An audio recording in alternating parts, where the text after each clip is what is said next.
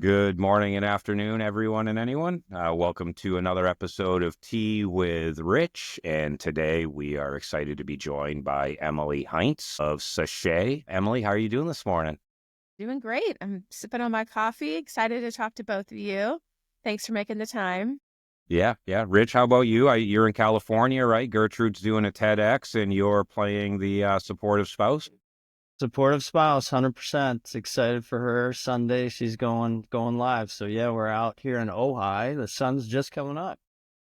So fun, useless fact, I did a TEDx like a decade ago.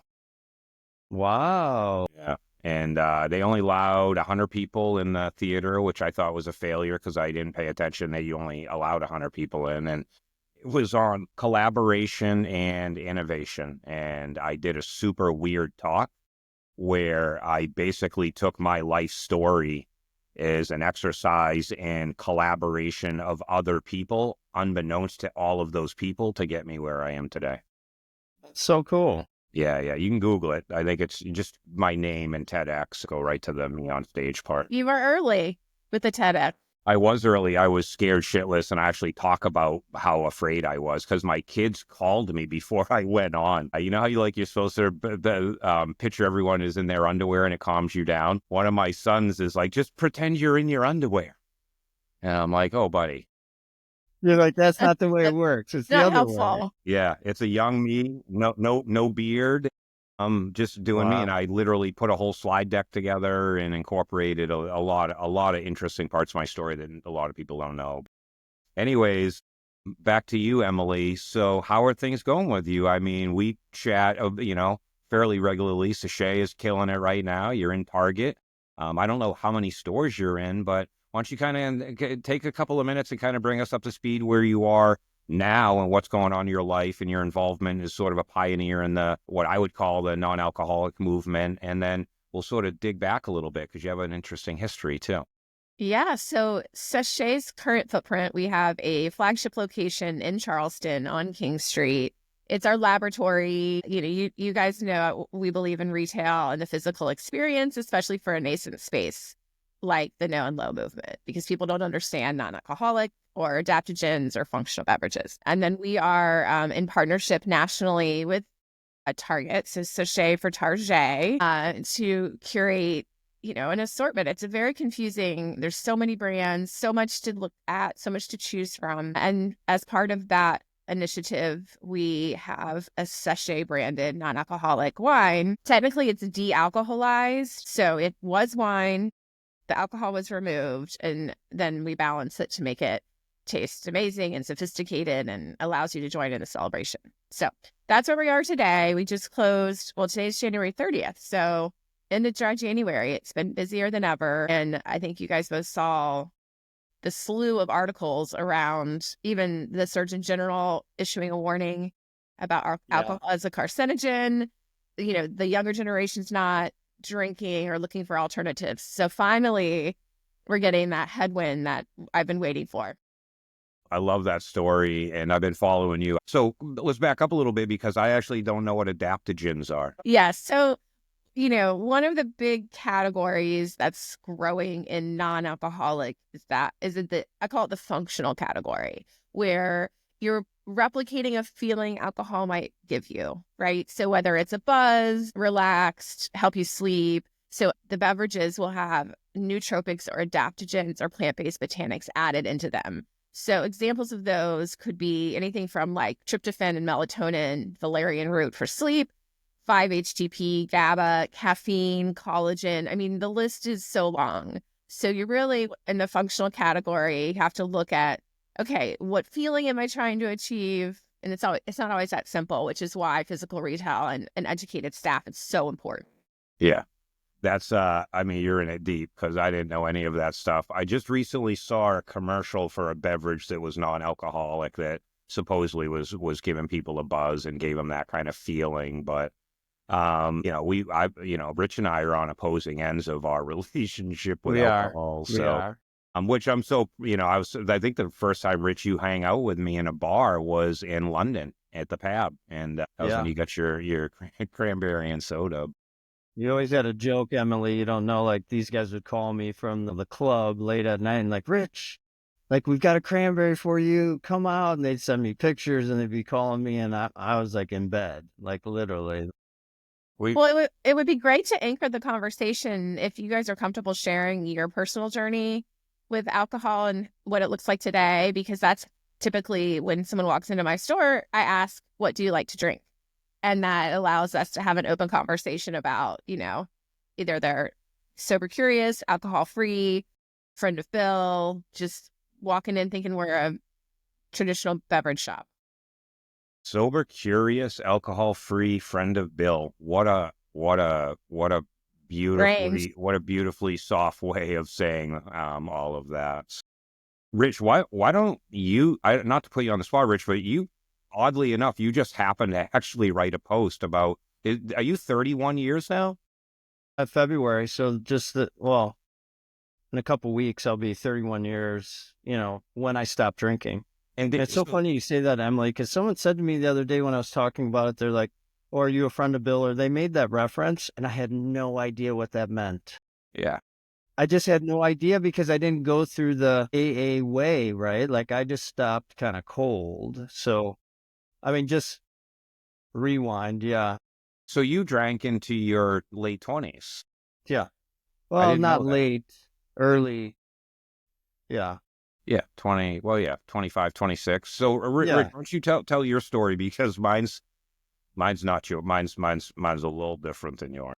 I mean, mine was more a journey of consciousness. So, I mean, and, I never, bore the cross like no one should drink. That wasn't what it was. It was more drinking. I didn't use drinking in a good way, right? Me personally, right? Like I use drinking to escape. I use drinking to get away from feelings very specifically, right?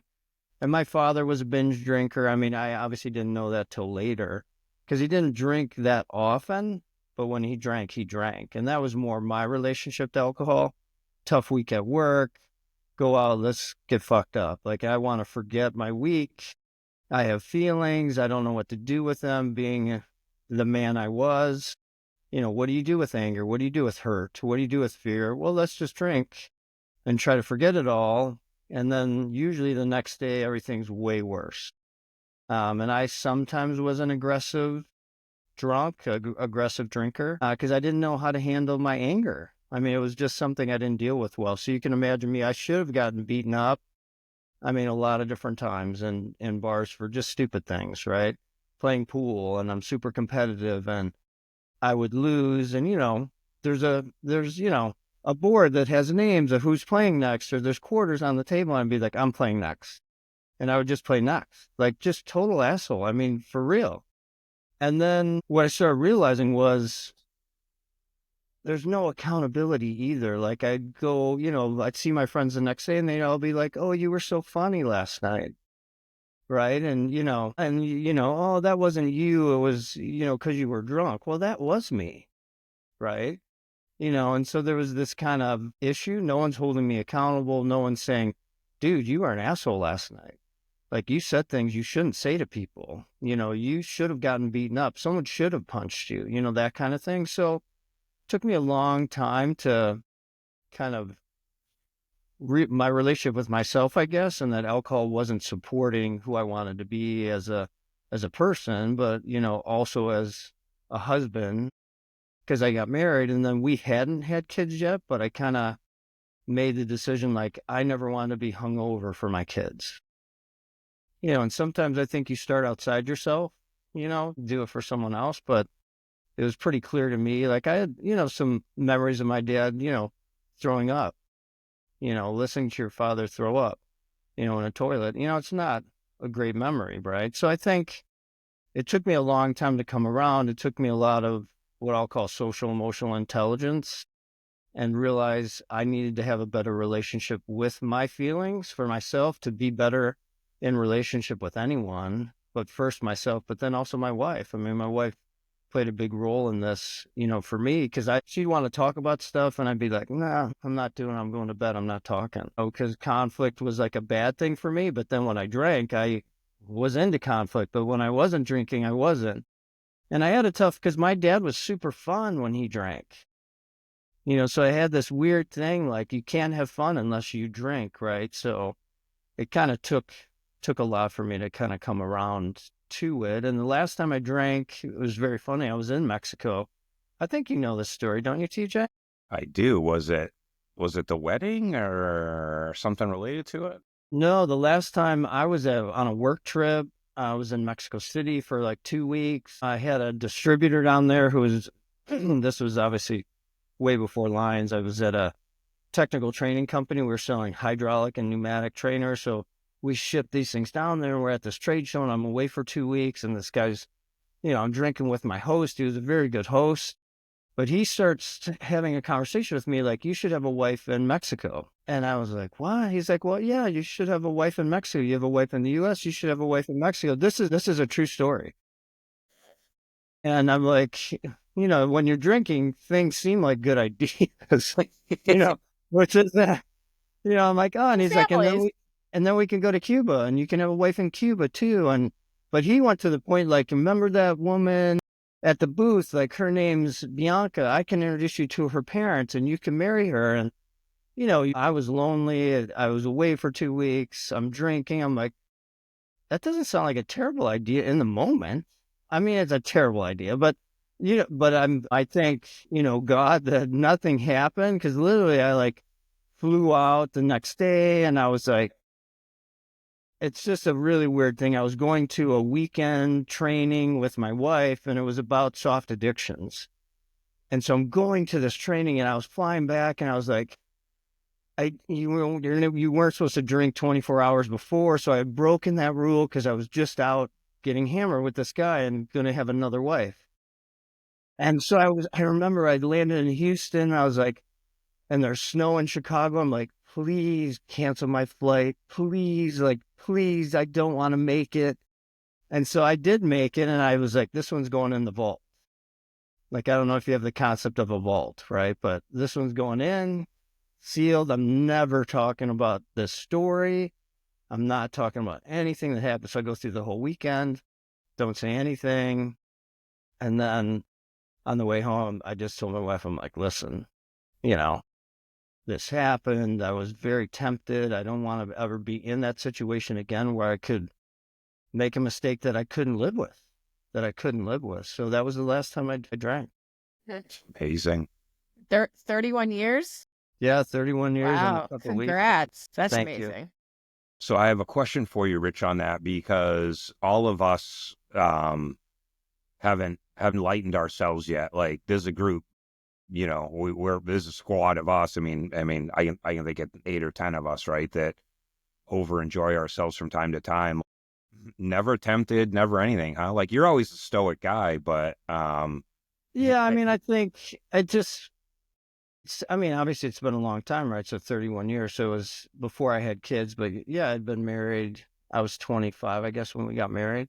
So a few years into marriage when I stopped, and I had to get around to, I can still have fun. I can still express myself. I can still, be me, without drinking, because when you have that belief, like, I need to have a drink to calm myself down. I need to have a drink. Like when I walk in a bar, like the first thing I always want to do is get a drink because it's kind of an anxious thing. Like a lot of people, and who am I going to talk to, So to be able to kind of take a breath, literally, and, it's okay to feel. A lot of it, I think, was my relationship with fear, growing up, that's, in our age demographic where if you're afraid, you're weak. Right. And you don't talk about that. So to get that, fear can really be a friend and I'm okay with it. It's just energy. I can feel it. Being hurt. Like, you're never supposed to talk about hurt. Like, and I'm kind of going both sides of, the masculine, right? Like if you're on a football field or if you're playing sports, like, yeah, you're not going to be like, oh, you just hurt me or whatever. And it really helped in relationship with my wife, and I have 2 daughters. So think about that. Like, I was surrounded by feminine, and it taught me a ton. It taught me a ton just about, I need to be able to talk about my fear. I need to be able to talk about my hurt and not just jump to anger. So quite a journey for sure. I like that version of you, this version of you that I've come to know over the last several years. But so when you're out, like we were out to dinner, like the whole table was drinking waters. Like, do you try any of the new stuff that's out? Any of the Yeah, adaptogens or any I of like do. I the mean, NA stuff? it's a funny thing because, you asked me if I've ever attempted. I really, once I get, I mean, I'm kind of an addictive personality, to be honest. So once I gave it up, I gave it up. Yeah. And But do that's you why try any? me personally, I didn't do the AA thing. Like I was just kind of like, I'm done, right? It's not working for me. So I'm done. So, I've tried different things as well. I mean, sometimes I miss, I was a beer drinker. So I have done some non-alcoholic beers and stuff. Some I like, some I don't. I mean, I was kind of drinking for a purpose. That's the problem. Yeah, yeah. Guinness came out with zero point zero, and it's actually really good. Yes. I was in Ireland, have a Guinness zero point zero. Like it tastes good. I like that. I never really liked wine. I mean, I never got my palate, Yeah. changed to that really. Never tempted, but once in a while I might, enjoy a non-alcoholic beer, but that's just my taste. Yeah. So you were never a bourbon guy, never a vodka guy, you're not a wine guy or anything like Never that. got there. I mean, saved me a lot of money because I'm sure, I would have had to build a wine cellar and have the best wine and spend a ton of money because that's like another thing. Be careful, right? I'm just the opposite of that. Like a beer. I mean, I don't know. Once you throw a beer up as a teenager, you never get to taste that. But I'm a wine guy and a bourbon guy and things like that. But it was funny because we were at NRF, Emily, and we went and crashed the partner advisory board social the night before their big meeting, and then we had dinner, and it was the first time I think I'd been at a table where we all were just drinking water. My Mm. friends are, when I go into a bar, I literally tell the bartender that, like I want, a soda and lime with a splash of crayon and a rock glass. I don't want the big fucking Coca-Cola glass. And if I'm drinking, I'll make sure the bartender or the bottle service girl or whatever knows what I'm doing. But I haven't reached Rich's. I haven't reached your level, Rich, and I'm impressed But because I don't think people know the TJ that alternates like, one on, one off. I think people just see you as, so they don't know this TJ though either, that there's moderation and there's a no. method to your madness, right? Well, funny thing is I think when I first brought Shannon to an event, I brought her to Shop Talk in 2019. And it was the first time I remember, because I got talked about the entire show, it was the first time anybody had seen me let my hair down and like be like they all were. Like I've seen them 100 times, right? It was the first time, but that's because I was with somebody, I was in love, I felt safe. Because normally when I'm out, I'm the keeper, right? I'm watching the squad. Even when Right. I'm out with more seasoned people, I'm, I'm, I'm the guy. I make sure nobody's left. I make sure nobody's You're the hurt. dad. I mean, You're the I dad. am. It doesn't get talked about that much, but that is me. But I love that story, Rich, and congratulations on 31 years. Thank you. That's amazing. Thanks for asking, Emily, and I appreciate what you're doing. And congratulations, by the way. Thank you. Yeah, I mean, I'm happy to share, but TJ, do you want to talk about your journey a little bit? Like where you're at, and there's no judgment. That's why I started Sechey. No, no, no. I'm with you on that. So I'm gonna go in reverse. I want to start where I am today. So I before I went on sabbatical, which I think I think it's called retirement now that it's been a year and a month, but I'm still using sabbatical. I like that. Probably a year and a half ago, made like a conscious decision to cut probably 75% of my drinking back. And that's what I've been doing for the last year and a half with very few exceptions. And those exceptions are events that I go to with friends, and hang out with people that I've always hung out with. I'm a social drinker at the end of the day. I've always been a social drinker. I never drank with purpose. And that's what it is now. And I've even cut back more on it. I'm probably more at 85% now. I do have a wine cellar. I have about 275 different wines.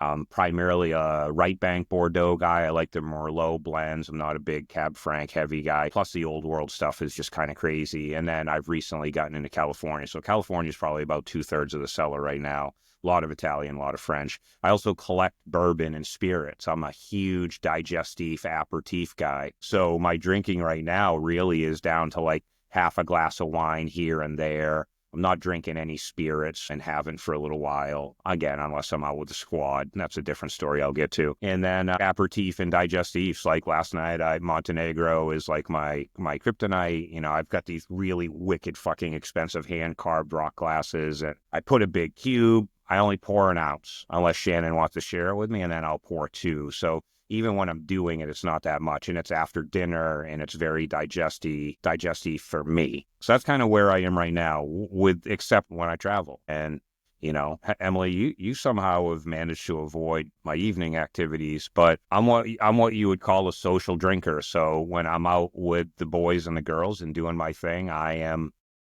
you know, yeah, I forget. Sometimes I forget where I am. I forget, you know, what's going on. I forget, you know, how much of this I had or how much of that have I had. And I'm usually the host. Only recently has it changed. And so for me, I've always just been a social drinker. The challenge is as a social drinker, with the exception of the last probably 4 or 5 years where Rich alluded to, everyone thinks I'm just drinking all the time. I'm not. I'm usually like a beverage and a water or a beverage and 2 waters. And when I'm at a club, the table people know it. We do table service a lot. When I'm at a bar, the bartender knows it. And people will watch me now, but first thing I do is I go talk to the bartender and I'm like, listen, everything you give me, I want in a rock glass. I want a lime. I want some crayon. That's it, period. Right. So it's been interesting, but my life has not been that way. Like I grew up kind of in a house of drug and alcohol abuse, and it was pretty horrible. And as a teenager, to get along with people, I would go drinking. As a young adult, when you turn 21, I thought that's what you did. You went out and you drank, and, you know, I wouldn't say I make bad decisions, but the next day, and my wife talks about it too, I have a shell. I think everybody knows, like, you know, I can be an intimidating person because I just have this protective barrier around me, and I'm always protective of my friends. But what drinking does, and I know if I have too many drinks, the next day is my shell is gone. And when my shell is gone, I will cry watching a fucking puppy commercial on TV. And I don't like that. I don't like that next day feeling. So for me, what changed sort of my consumption and how much I metered myself and being very aware of what I was doing. I don't get fucked up anymore. Like I don't. Like maybe once a year I'll slip into it unintentionally, you know, because I don't drink. So, you know, you go and you have 3 drinks and next thing you know, you're like, ooh, it's a good thing I can walk home. But I don't like that feeling the next day. And that's what changed me was I didn't like feeling stripped down. I didn't like the anxiety of the next day. I didn't like that shell that I have. I normally have this very thick protective shell. It was essentially eroded. I don't like the look that I have. Actually, there's a look you get the next day when you've overindulged, and all your friends can see it and your spouses and partners can see it. You might not be able to see it, but you do have a look of, I don't know, kind of wear on you. And I just didn't like it, to be honest with you. And even now, I have this huge fucking wine collection. It's just behind that goofy ass picture. I don't know if you can see it around his eyes, but it's just around the corner there. We have a Coravin. I bought a Coravin because I'm only drinking like 2 ounces of these Ball or Bordeaux wines at a time, and I got to put them back. Truth be told, I haven't even said it to Shannon yet, but like I kind of lost my taste for that too. Like it's not. I don't know. I don't know if my palate de-evolved over the last little while. And I'm looking into the adaptogen stuff. That's probably a rabbit hole I'll go in after this because I don't know how to explain it, but like what I look for when I'm drinking something, anything, even if it's a vodka soda, is like that first sip or two when you get that, like, there's like this weird thing, like the first sip of a Coke or a Pepsi, like that feeling is what I'm always looking for in a beverage. I've gone on the NA journey. We've got probably a dozen different things here. You sent a care package, which I destroyed pretty quickly. I loved those little cans of mixers. And so I'm exploring that, but I'm very conscious of like sugar content and ingredients. Right. And I fucking read every label on everything now. Like, I'm very aware of what I put in my body, and it's just different. Anyone listening to this that knows me is, up until about a year and a half ago, I've pretty much been a knucklehead. And when I went out, I created environments where, people were free to, be themselves and, go as close to the fuzzy line of reality as they wanted to. And I wouldn't encourage it, but I would certainly create an environment where anybody around me was free to do that. And in hindsight, that probably wasn't a great idea, but we didn't die. Well, both of you are Sechey customers in different ways. I have products for guests at Sechey that are 40, 50 years sober, and I know what to offer. Sure. For that customer, right? Rich isn't going to be in my store all the time, and you may not be a regular consumer, but when you're having a celebratory moment, and you try an alcohol-free champagne, you might decide, you know what, this isn't triggering for me.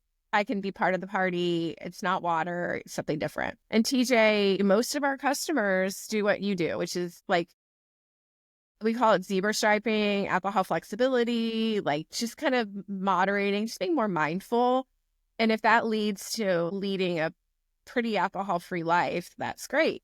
But I founded Sechey with the idea that it shouldn't matter what's in your glass, and like your relationship with alcohol is your relationship. And we don't want the pendulum to swing so far where it's like, if I choose to drink an amazing Bordeaux or, Pomerol or something, or have a stiff martini, that someone's judging me, right? We want it to be like, just like everything. You decide for yourself and your personal journey. And yes, alcohol is a carcinogen. I don't think anyone in this world would say that alcohol is good for you, even though there's a lot of studies that you should have a glass of red wine a day, all those things. Yeah. So, and I'm happy to share a little bit about, how I got into this movement.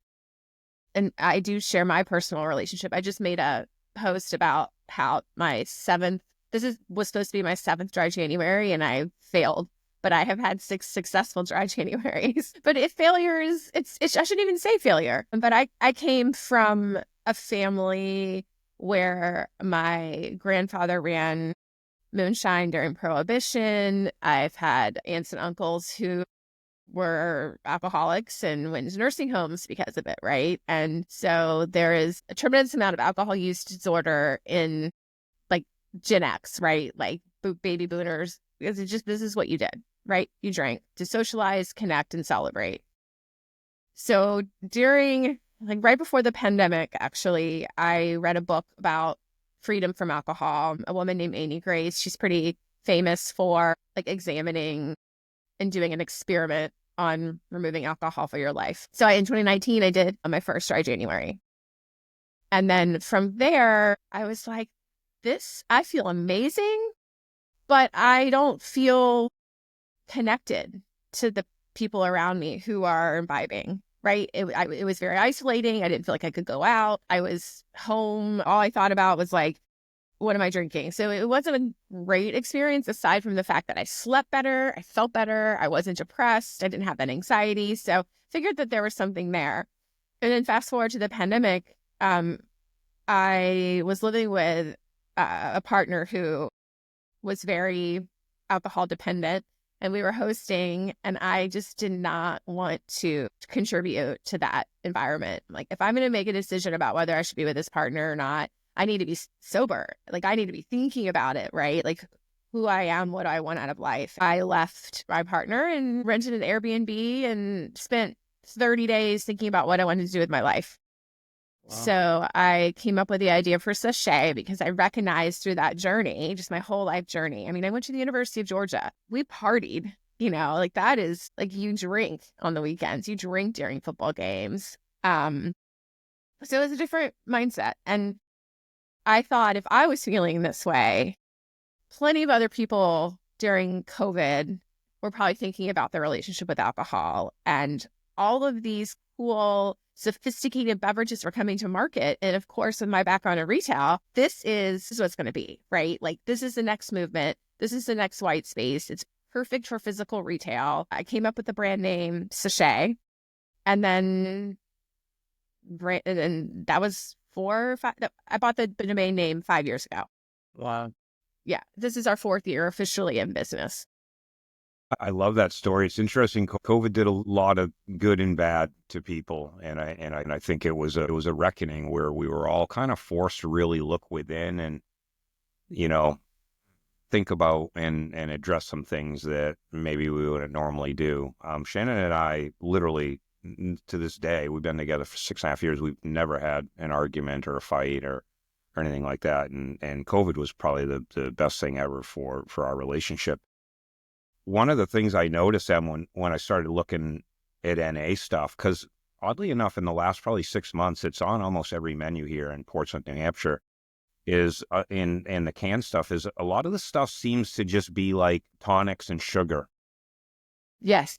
Like, is that a laziness on the part of restaurants? Is it an immaturity in the market? Like, it seems like if I don't want to drink, but I want to feel like I have a drink, which is exactly what I like. I like the theater of all of that without the effect, right? I know that sounds weird coming from me, but everything was like ginger beer, simple syrup, right? It was soda water. So like everything is like fucking sugar. Like, why is that? Why is that maybe my experience? Am I just not looking hard enough, or are we immature at this sort of realm? There's a number of factors that are influencing the challenges because at the end of the day, we want the consumer to get a beverage that they want in their hands, right? That like they want to return for. And because it's a new industry and because the US is fairly unique in the way that we classify CBD, we'll get into legal THC and alcohol, we have a lot of roadblocks, right? And every state has different laws. Right. So it's not, and it's also like the restaurants not embracing it, right? Like believing that someone's going to pay for a drink that has like adaptogens in it, or that's not just club soda mixed with like sugar and it has a cherry on it or whatever it is, like there's a lot of education. We're in the early days, and then it's the distributors. Like, so yes, the restaurant might want to carry an amazing menu, but they need to know what to select, and then they need to be able to get those brands to their restaurant regularly. And right now, a restaurant or a bar is being distributed to by alcohol distributors, right? Yeah. And isn't NA even, I mean, I think in New Hampshire certainly is, it's still controlled by even zero, like you still have to be 21 to buy like zero Guinness around here, which Yes. my 19-year-old experienced. Yeah, it's still controlled and managed. I don't want to say ATF, but like, because I think those are more on the police side of it, but it is still treated like a controlled substance at some point. Yes. Well, we're mimicking adult drinking behavior. Ethically, we should be carding at 21, right? Because there is a little bit of alcohol in non-alc beer. It's less than 0.5%. The FDA considers it a food product. Alcohol in a banana. There's alcohol in orange juice. There's alcohol in kombucha, right? But like some of those considerations, especially at mass retail and larger bars and restaurant chains, like they have to follow the rules. Same with distributors. A great example, and I don't want to pick on the state of South Carolina, but I will, because I actually had to get a full 7-day alcohol license when I founded Sechey. So when we first started the company, we're paying as if we were selling alcohol, but we were not. And the state of South Carolina, you cannot ship product into, legally, technically, a non-alcoholic product into the state of South Carolina because they consider non-alcoholic beer. Like if you're in South Carolina, and I don't want to pick on Athletic because they've done so much for the industries, but you shouldn't be able. There's a lot of change at the state level, at the distributor level, at the retail level for us to solve some of these challenges. And the easiest thing, and why you're seeing, TJ, maybe some canned beverages on the menu, the easiest thing is like a 0% like canned cocktail that like doesn't have any alcohol in it, because that can be distributed by a food distributor. And Sechey is doing a great job with non-alcoholic products, but they still have limitations. Like Sechey, our wine, because it's de-alcoholized wine, we have to go through an alcohol distributor for the state of South Carolina. And until November, of this year, we didn't have enough Sechey wine in to get to my store. So I was like, I had a wine, but I couldn't sell it in my own store, which is crazy. And it's very, very good.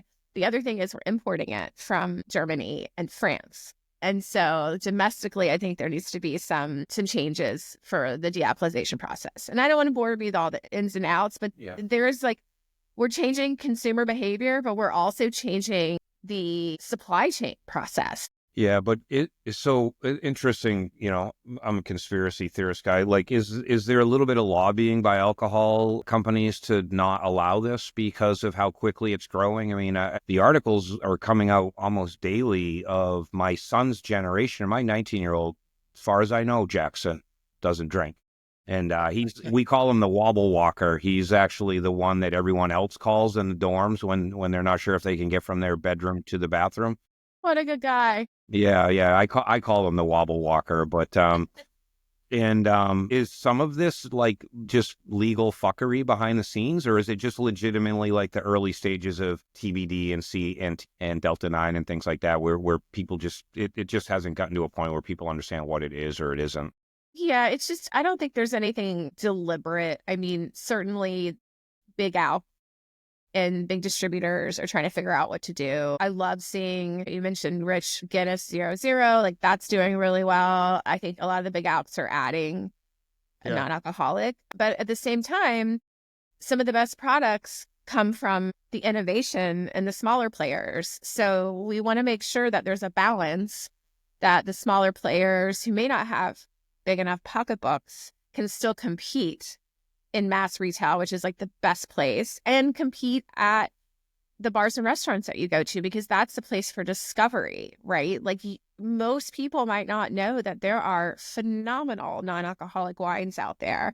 There are 94% of the market today is non-alcoholic beer, thanks to the moves by Athletic Brewing, but also because making beer using bio-arrested fermentation is simpler. It's easier. It's, like making that you stop the fermentation process, right? Whereas wine is a little more complex.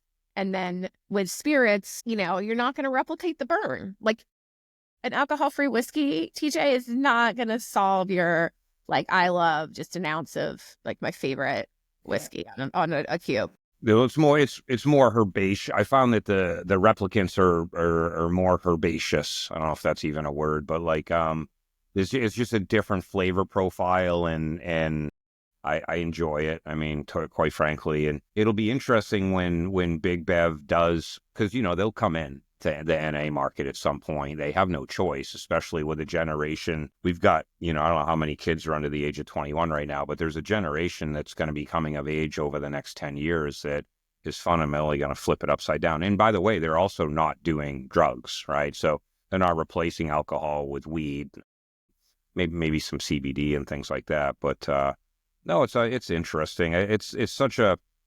I'm intrigued by it because I like to have a beverage wherever I go, and I don't always want vodka in me. I learned the hard way about alcohol, unfortunately, long time ago. I don't even remember 20, what year are we in now? 25. But I got in some trouble and had to go do a sleepover somewhere, and where it was literally 3 days of learning about alcohol. And I was shocked, like the things that people don't know about it. And I think it is medicinal, but the problem is nobody really appreciates or sticks to the medicinal dosages, right? It's calming, and it can do a lot of things for you if done the right way in small quantities. And I mean small quantities, like the glass of wine things. Yeah, I mean, it hits a dopamine receptor there. It's part of the way that we socialize culturally. And big alcohol is $1 trillion global industry. So and in the US, like, we have rails that have been built since Prohibition to regulate alcohol as a drug. And the younger generations aren't drinking, but they're going to be doing something, right, to connect and socialize. And what we're seeing is that they're interested in D9, which is hemp-derived THC. It is legal at a federal level thanks to the 2018 Farm Bill. But same thing, just like alcohol, there's research that needs to be done. We've got distribution, state-by-state laws. So I think we'll see more attention on that, as well as non-alc. And Sechey is a modern bottle shop, so we cover all of it, right? Like, people think I'm sober, that's fine, but Sechey means dry-ish, right? Like, I like that. Emphasis on the ish. Emphasis on the ish, yeah. I mean, I can choose if I want to be sober March, April, May. Like, that's my choice. Why does January have to be dry? Why can't we just moderate and be mindful all year? And sometimes that leads to alcohol-free, and I think that's great. Sometimes it leads to, like, this isn't for me. I just want to drink. So no problem. I love it. I think when I first met you, I thought it was amazing. I went down to Charleston and I didn't find the store. And I think when I reached out to you, you were at the Greenwich Village pop-up that you were doing at that point in time. I've got to make it down. It sounds amazing. I'd love to see it. You definitely need to come to Charleston. Yeah. Rich, you want to go to Charleston on a trip? Have you been to? I love Charleston. One of my favorite places. All right. It is a food and beverage capital. There's all the restaurants are great. We are on King Street, which has experienced a resurgence in, like, brands coming to King Street because so much tourism is there. Yeah. And so that was deliberate for us. But the store itself, yeah, it's an experience. I took a picture of the sign at the intersection at King and Queen, and I literally show that to my wife every once in a while. I told her we should get an apartment right where that sign is. So, Em, let's kind of walk back a little bit, because you've been in this NA movement and had Sechey for 4 years now, but, like, it's kind of an interesting intersection of life, right? Like, you had a career in retail and fashion, and moved into tech and moved out of tech. So talk a little bit about kind of this whole thing kind of coming together for you, because even though my knowledge of you is a account executive for an e-commerce platform, e-com's actually not really a huge play for you right now because of the power and sort of prevalence of the retail footprint and the reach of it. So talk like, how did you, let's just cut the Sechey part out, but, like, retail to tech to, retail to fashion to tech to... Yeah, if you want to go way back, when I was 16, I told my dad, look, I want to be an entrepreneur. I want to have my own business. I do not want to live in the suburbs. I don't want to get married, and I don't want to have kids. And here we are, 47. None of the, I manifested exactly what I wanted out of life right now. I founded my first company. I started on the retail sales floor, and then I founded my first company in retail in the early days of e-commerce, which I don't share with a lot of people. I was 24. It was before Shopify. This is when you were, like, coding your own site in Flash and, like, you guys know the e-commerce side. So we were buying Los Angeles-based designers. We did probably $500,000 the first year. Like, we did well, but I couldn't handle the ups and downs in entrepreneurship. We were undercapitalized. I had a business partner. Anyways, moved on from that and vowed to do it again. Right? I didn't know when, but I was like, I'm going to do this again. And then, so in the interim, I was a wardrobe stylist. I worked retail to get more experience as a manager, all the things, right? And eventually I was like, if I'm going to launch my own business, I need to understand e-commerce. I need to understand tech more. So that's where I transitioned from working directly with retail companies on the operational side as a manager and a recruiter to selling technology. And so I started with in-store technology, app-based, worked a lot with Apple, and then moved into traditional e-com, which is, like, how you guys know me from New Store and from Salesforce. So great foundation for understanding, like, how to build a modern tech stack. Right? Wish I could use it more, but the truth is, like, 20% of retail global sales are e-commerce and 80% is still in the physical store. So, I think getting the physical store right and then focusing on e-com is the right move for us. I was kind of waiting through that whole journey on the idea, right? on when I was ready to launch a new business. It had to be the right idea. And I wanted to build a brand, not just a retail store. So Sechey at our heart, we are a lifestyle brand around alcohol flexibility. I'm not a non-alcoholic bottle shop. I am not a non-alcoholic wine. We want to bring this lifestyle to you. And so I'm wearing a necklace that says dryish. We have little pins that say Sechey with a martini glass. I come from brand and retail. The store experience is all about education and awareness, discovery. My big, hairy goal, big, hairy, audacious goal, BHAG, whatever that is. BHAG, yeah, you got it. BHAG. My BHAG is that we are the Sephora of the no and low movement. Right? You come to a Sephora because you're discovering new brands. The team's educated. What are the material? What's going on in your skin? How do you use it? And that's very similar to Beverage. There's a lot of nuances, but yeah. So that's where we are today. Let me ask you a question on that, just because I'm curious, because you're into brand and that, and you're looking at the customer. I mean, I kind of have a thought or a hypothesis that health plays into this, right? TJ, you brought it up earlier, you're looking at labels oh, there's a lot of sugar, and you're avoiding sugar and you're looking for a healthier beverage. I went through this I love chai tea lattes, right? But if you go to Starbucks, that chai tea latte, I mean, that's like a freaking dessert drink. I mean, there's so much sugar. I still love it though, but then you find other brands that have adaptogens that you could do, make your own chai latte, and it still tastes good, but it's way better for you. So, I mean, do you see that playing? Is that a big play with people? They want to be healthier? Or what are the factors, I guess, that are drawing people to you and to this movement? You're 100% right. It is a wellness play at its core.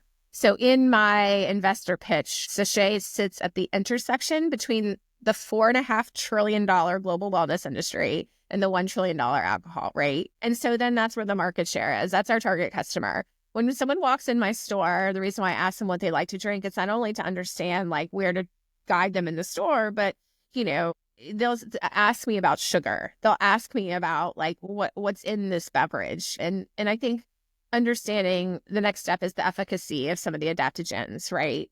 It could be sugar free, but they may be using monk fruit. Do you even like the taste of monk fruit? Mushrooms are having a moment. Psychedelic. Yeah, I'm having a the either one, non-psychedelic.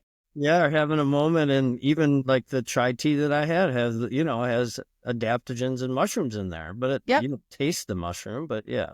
And a lot of the cocktails, people say mocktail, and I truly dislike that word. It's there's nothing funny about it. It should just be a cocktail, and alcohol is optional, right? Just like a salad could be you add a protein. That would be my dream. But there are some things that are better for you than others in the space. So we've also been dabbling in supplements, gummies, tinctures, wellness products in general, because, you get to decide what you're putting in your drink, right? There is a plant-based botanic line that I love called Vada, and he has a black ginger beverage that is always in my refrigerator. It's based on Eastern medicine. It's a liver cleanser, so it could be considered a hangover night before cure. So you can make a nightcap. But I have an investor that has never had a drop of alcohol and ever, just doesn't like it. And he puts it in his coffee in the morning, right? So it's that flexibility of these are great products. And with education, you can figure out how to use them. And I'm going to speak about wine quickly. When you remove alcohol from wine, you remove sugar and you remove calories. So for me, it was important for Sechey as a brand, our representation of the brand and the celebration, the connection, the socialization is around a bottle of wine. And truthfully, it doesn't really matter if it's water in that bottle of wine, right? Or 100% alcohol, or there's a new movement around low alc, 3 or 4%. We carry some of it. I love that quarter proof idea, or alcohol free, right? The bottle sits at the center of the table. Right. You toast with it, whatever. So, people may not know that it tastes great, but there's less sugar and less calories. And if you find one you like, even if you're only celebrating at a wedding, I think that's for Sechey, that's how I want my brand represented, like I at the love that. center of the connection. And I mean, you mentioned earlier, and I think TJ said it, sleep. Like all of a sudden, all these studies about sleep and how important sleep is. So now you're talking about, well, if sometimes you drink certain things, that's going to impact your sleep. You can drink other things, like you're saying. You can add things that help your sleep, which helps everything, right? So back to this wellness thing, I love. Sleep as you age. I hear you. I told you how old I am. Like, I have a drawer at home full of things to help me sleep. And whether it's CBD, we carry Alice Mushrooms chocolate. They have like a one for sleep. We've got nightcap, which is valerian root and lemon balm. I have teas. Like, I am all about sleep because there's nothing worse than starting your day with poor sleep. And especially in women, as you age, even one glass of wine wakes you up at 3:00 in the morning. And then you can't go back to sleep because your body can't metabolize the alcohol. And in fact, I'm also starting to get rosacea and like flushed when I drink alcohol because my body is now like allergic to ethanol, whatever it converts into in your body. I know, it's like so sad. Like, part of why I don't drink, there's lots of reasons why I drink less, but that's a big one. I like that. It's an interesting observation. So we have a rule here at the house. It's sometimes hard to follow because Shannon's a nurse and I pick her up at 7. So sometimes she doesn't eat till 7:30 or 8. But we sort of run off this 3-2-1 thing, right? So no food, 3 hours before bed, no alcohol, 2 hours before bed, none, not even like my little ounce of Montenegro. And then no liquids whatsoever an hour before bed. And when I follow that, which isn't as consistent as I wish it was, knowledge doesn't mean execution here for me. I'm constantly experimenting with poor and half-assed decisions, but there is a noticeable difference in my sleep. And it's funny you bring sleep up because sleep quality is probably one of the most understated and yet important parts of a healthy regimen that you could possibly have. I'm the opposite. I won't take anything. Like, I've had like different things. I mean, I take a magnesium pill, a couple hours before bed, but that's about it. I tried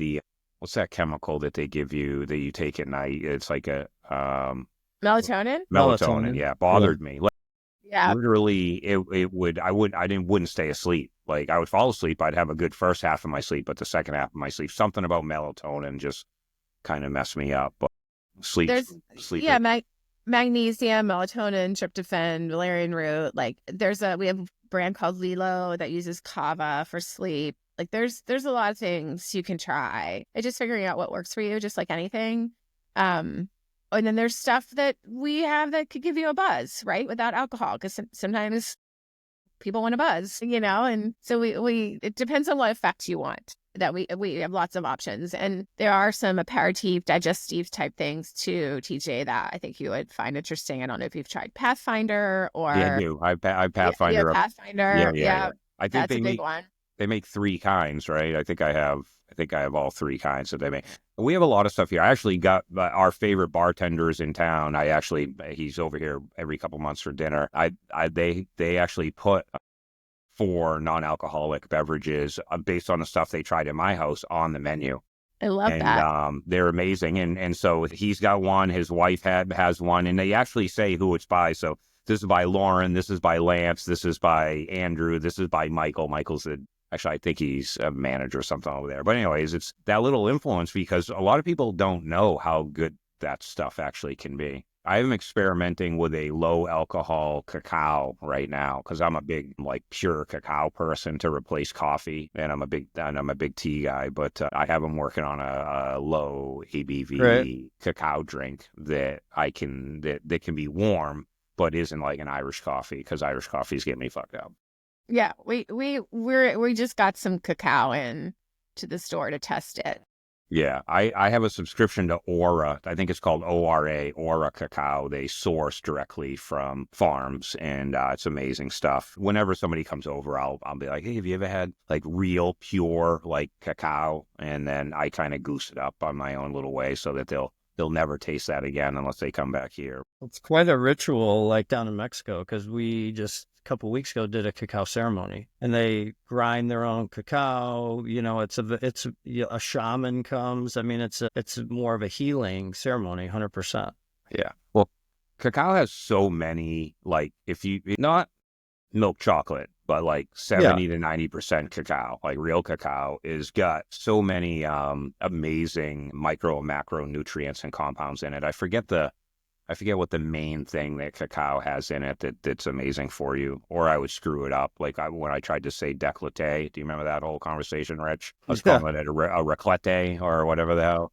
Emily, we did a podcast where my wife has got me like, I was like, the thing here that's like and I kept calling it a raclette, which raclette is like the cheese under the burner. Yes. And it was only after the podcast was over that I realized it was décolleté, but I had to let that whole segment go. But what is that compound in chocolate? Do either of you know that is super, super beneficial? Oh, I guess I should know. I don't know. I mean, dark chocolate is... My wife loves dark chocolate. I love dark chocolate, yeah. Polyphenols, that's what it is. Yeah. I should know more, but again, like I'm not a beverage person. I'm not a food scientist. I'm a brand and retailer. So part of our journey forward is to surround ourselves by these experts, right? That can help. And whether it's product development under the Sechey label, white labeling, creating our own products, like we know what customers like. And I can kind of see what's happening from a trend perspective and get ahead of it versus just like throwing spaghetti against the wall with my own brand. So that's an interesting comment that you just made. What? Because I would love to pivot over to like you running and leading a business and some of the lessons. I mean, you've been at this for 4 years. To say you were early is actually an understatement. Like you predated the early people. What is it, what sort of advice do you have for yourself 4 years ago or 3 years ago that you know now? Because the last year for you, year and a half, has been a very different trajectory than those first 2.5 years. Looking back, what do you kind of wish was or wasn't a stumbling block, or was something you knew or had experience with? Because it's, I know when Rich and I were running businesses, it was like, every day was a new day. If I could go back and mentor somebody right now, I mean, you'd think I was Moses scribing tablets. So, but what's that like looking back on your first couple of years, Emily, and kind of getting started? Because you predate the predate people. Yeah, I mean, I would say the one constant is my belief in myself and in what I was building. Like that has never wavered.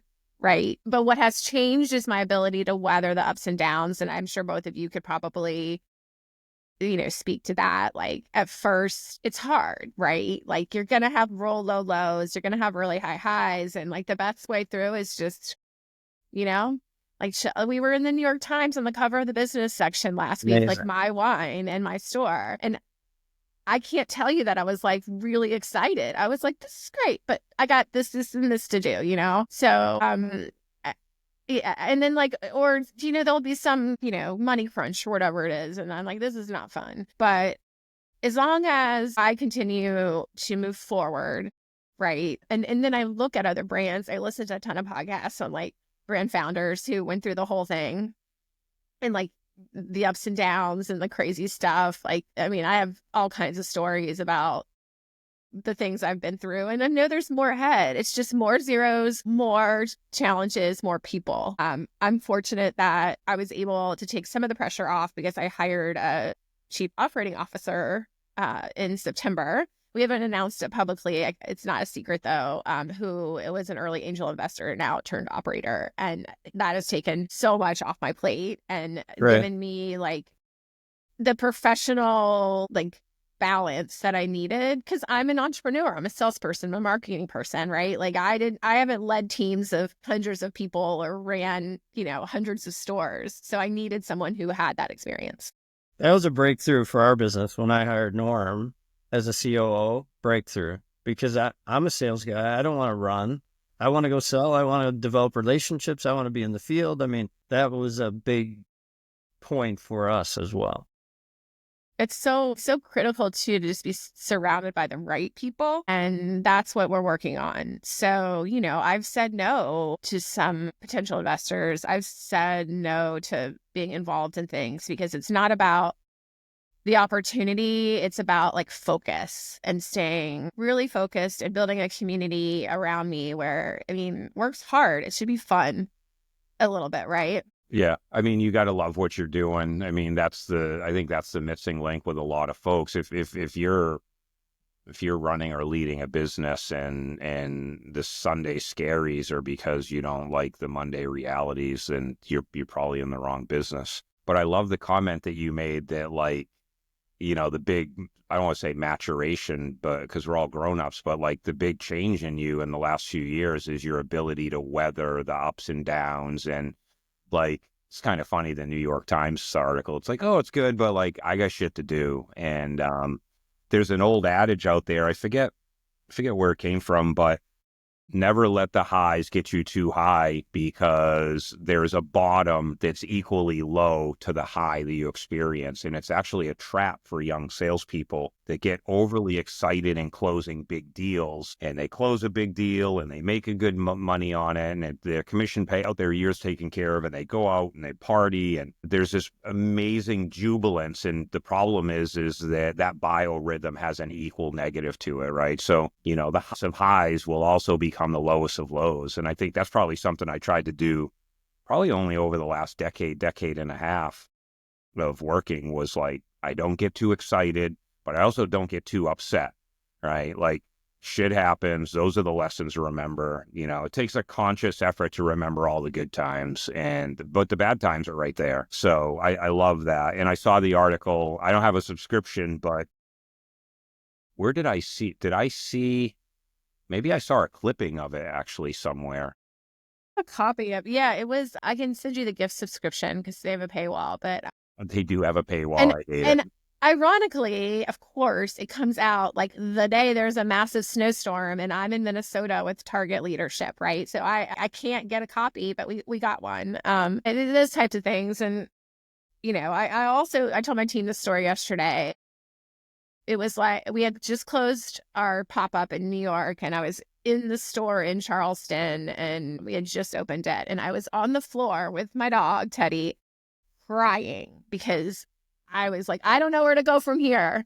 What am I going to do? And I got an email that day from Target that we are going to move forward with the Sechey for Target assortment. And that was like the moment where I realized that I can never let myself get that low or get so high, right? Because it just clouds your emotions and distracts you from what you need to do, which is like run the business. 100%. It's definitely a distraction. And, it was a hard lesson for me to learn, because I am so intense that I moved from the highest of highs to the lowest of lows, which is probably why I self-medicated, when I was younger. Like, I used to do a lot of unsavory things when I was younger, because it was just my only way to deal with stuff. But I'm better now. I'm grown up a little bit.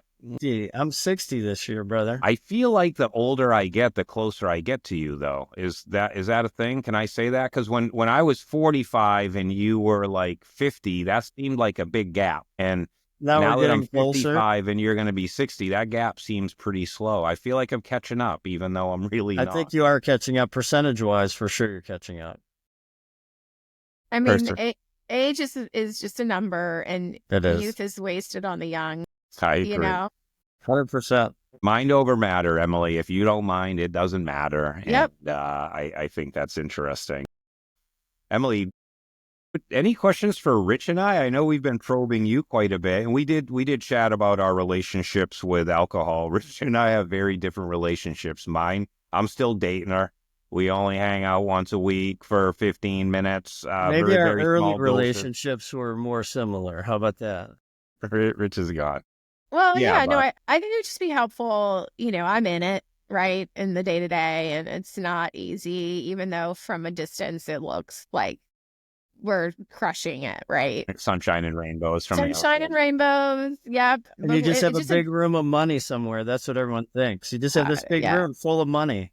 Yeah, it's like even if I did, it's like it's never enough to go around. So yeah, for sure. But yeah, just advice. You can think back about when you guys were in it, and building your teams, and you had your goals for the business. Like, what got you through? Like, any advice? For me, this is going to sound probably a little arrogant, but I had an unwavering faith in my abilities, even if I didn't actually know what the next step was or the next 5 steps was. My passion for what I do and did, I still do it. And my willingness to literally just gut up and take the good and the bad and everything in between and figure it out. And my trust in myself to do that is the only thing that got me through any of it. Like, the only moments I wavered were the moments where I stopped believing in myself. And I had a few of them over the years. I remember I was 29 and a half and I almost left Pixel, actually. Like, I had a moment where 6 months before I turned 30 and I just didn't think I had it. And I'd kind of lost that faith and passion in myself. And thank God I had Eric, and he came to my house and sat on my porch with me and talked me out of this slump. We've actually never told this story, and got me back in the office. I literally just left. I said I was sick. I didn't go in for 2 weeks. And I had lost that feeling that no matter what it was, I could get through it and I could do it. And I would say that's probably the one lesson I have is that you just have to trust yourself and trust your gut and be willing to do the work, which you've already proved you are, right? I think so many people have all of those things, but they don't want to do the work. Like, Emily, how much are you working right now? Legit, don't bullshit me. Not how many days, how many hours a week do you think Sechey is deeply part of your mindset? 80 to 90. Exactly. Easily. Yeah, I agree. And I mean, Monday at 8 a.m., I was in our storage unit moving boxes, right? Like, it's not glamorous. Yesterday, I did a photo shoot. I threw on a dress, threw on some makeup. Like, I just, there's no time to, like, you just get it done. I agree. And I think that, again, the only times I felt like, I didn't have it were the times I had somebody like Eric or Shannon, because it's actually happened since we've been together for 6.5 years, come over the shoulder and say, hey, like, you got this. So I think the other part besides that unflappable sense of self-worth and drive and your willingness is make sure, which I know you've done, and this is for anybody, you have to surround yourself with people that know how special you are and believe that there's a magic in you that deserves encouragement every once in a while. Because we can sometimes get caught in our own head and maybe get a little over our skis, which I've also done, and have to be splat back a little bit. But, I think you've surrounded yourself with amazing people. And I love this COO hire that you've done and the change that's going to bring. And, you just got to trust these folks, right? So at the end of the day, it's the people around you. And if you have people that don't think that you have that power or that ability or aren't willing to give you a little push on the shoulder or a grab and pull from the wrist, right? Because sometimes you need both. Then I regularly, is going to surprise people. I regularly go through my network of people that I associate with and I shed the negative. I actively have to. You have to, because you have to. Well, we're already hard enough on ourselves. Like, yeah, no kidding. You don't need someone else telling you you can't do it or whatever it is. Yeah. I'm happy for someone to provide constructive feedback. Yeah. But yeah, you got to believe in the bigger vision. Yeah. And it's not even a criticism thing. I love criticism. It's just, status quo. I'm just not a status quo guy.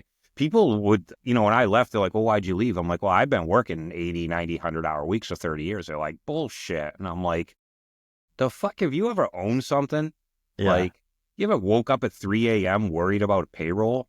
Like, you ever woke up at 3 a.m. worried about a thing that you probably should have stayed up till midnight figuring out, and you have to get up and at 8 o'clock you have to talk to a customer and it isn't ready or it's not where it needs to be? Like, no, it's what we do. It's what we think about. It's what we think about in the car. It's what we think about on the plane. It's what we think about in Ubers. It's, it's unfortunately what we think about going to bed. All day long. No, all day, all night. I don't even think you're ever off. No, you're not when you're sleeping. But sometimes I dream about my job. Well, yeah. Something that I did the last few years that has been kind of magical is I have figured out how to clear my head when I lay down. I'm one of those weirdos that can fall asleep in like a minute. Me too. I I fall can asleep. too. I'm Shannon done. hates it. Like she hates it because it takes her like an hour. But Rich, what's your advice for or thoughts for M as Yeah, far as, a couple things, and deep I wisdom? love listening to you, Emily, listening to you share. Um, I think what kept me going was that BHAG. Like you mentioned the word BHAG. I'm a big BHAG and big Jim Collins fan. Like I had a poster board, when I first started the business, and I came up with my BHAG. It was to be a $50 million, IT, Chicago based IT consulting firm. It wasn't e-commerce, by the time I was 50, and I had like the zero down here and I had the 50 million up here, and I was made it like a game board, like chutes and ladders and what was I going to do? But I didn't know. Right. So I think that kept me going, like having that thing, and obviously it evolved over time and it changed a little bit. That passion, like I hear it in you, obviously, and you had it way earlier than me, when I want to be, I mean, that's unbelievable. You told was it your dad you said? I My think, dad, yeah, yeah, that's 16. unbelievable. Like I'm going to do, and like here you are, which is amazing. So I didn't have it that early, but I think having that helps. I could look at that board. I still have that damn board, right? And that helped remind me, but I think you both said it too. Having the people around, because you forget. I think people don't realize, and you were just mentioning it, TJ, until you become a CEO, you don't know what it's like to be a CEO or a founder. I mean, you just don't, because I've had so many people who became CEOs after me come back and kind of be like, thank you for what you did. Like, I didn't know it was that hard. I didn't know it was that lonely. I didn't know the weight, on your shoulders. And so I think, on both sides, I had really good people around me. Like sometimes I needed a kick in the ass, like literally, like, what the fuck are you doing? Like, and those were the usually times where I felt really good, going to highs and lows. Like sometimes I'm on a high and someone's like, dude, get your head out of your ass. Like you got to go. It's go time. Right. And then there are other times, like literally I call someone, like you were sitting on your floor, like crying, like, I don't know what I'm doing. Like, I don't know if I'm doing the right thing. And you just kind of go through those lost moments and you call someone and they're like, dude, you're doing great. And remember this, like you're going here and look at the impact you're having. And so, I mean, whether it's friends, it's, I always had a coach and a mentor. I mean, because there's emotional, personal stuff to work through. I had an advisory board, like it's lonely. Like I coach a lot of entrepreneurs now, and it can be really lonely because you can't tell people. Like I can't go to my employees and be like, hey, today I don't feel like I know what the fuck I'm doing. So I hope you feel good that you're working for me because I am lost, right? I feel lost that you can't say that, so, we're talking a lot about self-care. Like self-care was like critical for me. Like, just how could I'm a big believer in I have to be in good shape when I Self-care. come to my people, my client. My people are everyone, really. My clients, my Yeah. employees, whoever it is. But I mean, I just see a lot of entrepreneurs like they're trying to get stuff from their customer because they're so hungry. They're like trying to get stuff from their employee because they're so hungry. I'm like, you can't do that. You can't. You're the leader. You have to whatever you got to do, work out, sleep, eat, coaches, friends, acupuncture, massage. Like when you come in, it's go time and you've got to be ready to pour that affirmation on your people, your customers. And that's not an easy task, right? So I think, gosh, I had a team to keep me in shape so I could support my team, right? And I didn't always know that early.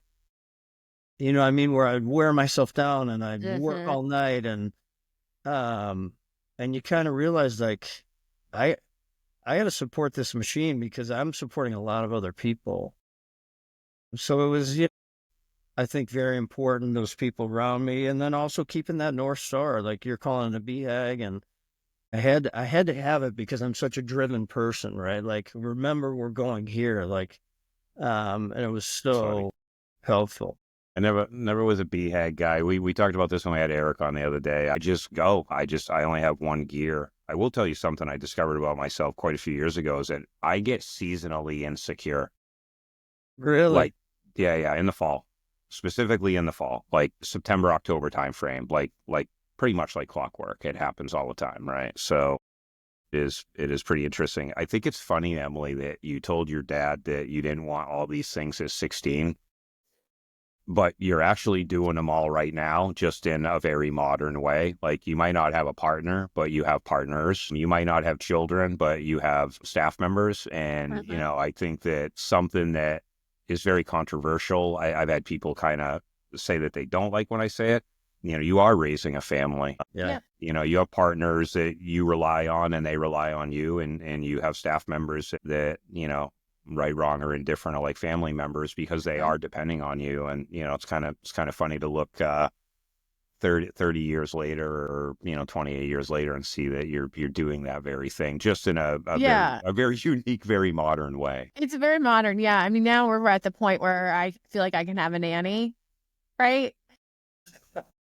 Like I can take a day and then like don't have to worry about the business imploding.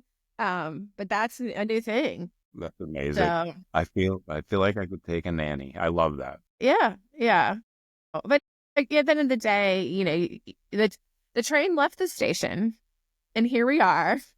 But I am happy that I did this, right? Even though it's hard. And every day I do like, okay, what are the 3 hard things I need to do today? You just do them. Yeah.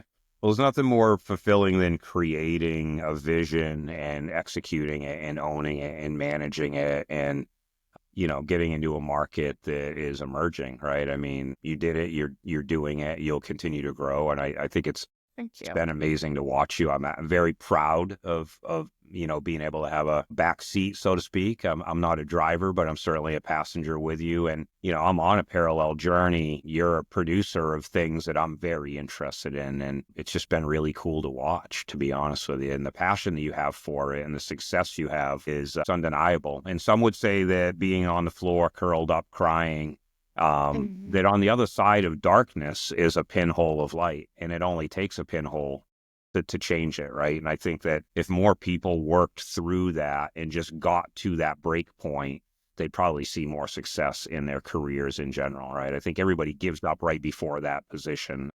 Right. So it's been cool, and I appreciate you coming on today and chatting with us and, you know, spending the time. Rich, I always love your stories.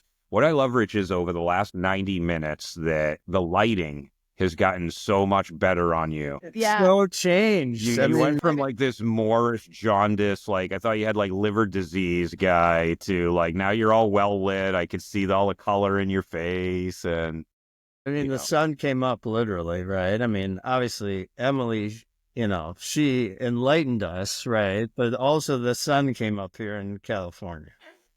It is 11 o'clock here, so we are well into the day, but this is a wonderful way to spend my Thursday. I needed this, so thank you for the chat. Thank you. Yeah, thanks for supporting the journey. And thanks for what you're doing. Thanks for being a pioneer. We'll have you back on again because I think great things are coming, and I love to do these sort of semi-annual check-ins and see what's going on. It's a pleasure to have you, and we appreciate you guys listening to another episode of Tea with Rich, and we'll see you on the backside. Thank you.